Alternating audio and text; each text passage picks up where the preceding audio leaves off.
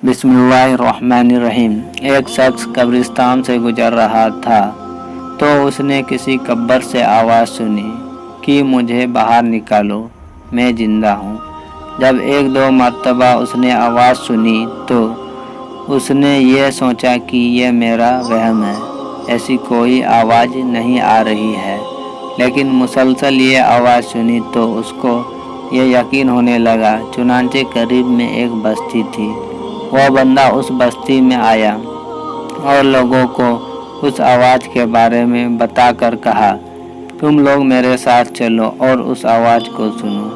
तो कुछ लोग उसके साथ आए तो उन्होंने भी कब्र की ये आवाज़ सुना और सबको यकीन हो गया कि वाकई ही ये आवाज़ कब्र से आ रही है। अब यकीन होने के बाद उन लोगों को मसला पूछने की फ़िक्र हुई कि उलमा इकराम से मसला बयान करें कि कब्र खोलना जायज़ भी है या नहीं। चुनांचे अपने मोहल्ले के एक इमाम साहब के पास आए और उससे कहा कि इस तरह की आवाज़ एक कब्र से आ रही है और मैयत यह कह रही है, मैं ज़िंदा हूँ, मुझे बाहर निकालो। तो इमाम साहब ने फरमाया कि अगर तुम्हें उसका जिंदा होने का यकीन हो गया है तो कब्र को खोलो और उसे बाहर निकाल लो। चुनांचे यह लोग हिम्मत करके कब्रिस्तान गए और जाकर कब्र खोली तो देखा कि एक औरत अंदर लंगी बैठी है और उसका कफन गल चुका है और वह औरत कह रही है, जल्दी से मेरे घर से मेरे कपड़े ले आओ, मैं कपड़े पहनकर बाहर निकलूँगी।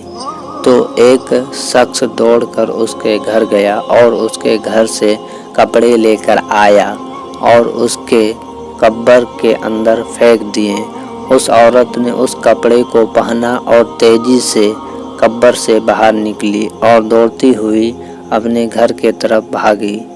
घर जाकर एक कमरे में घुसकर अंदर से कुंडी लगा दी।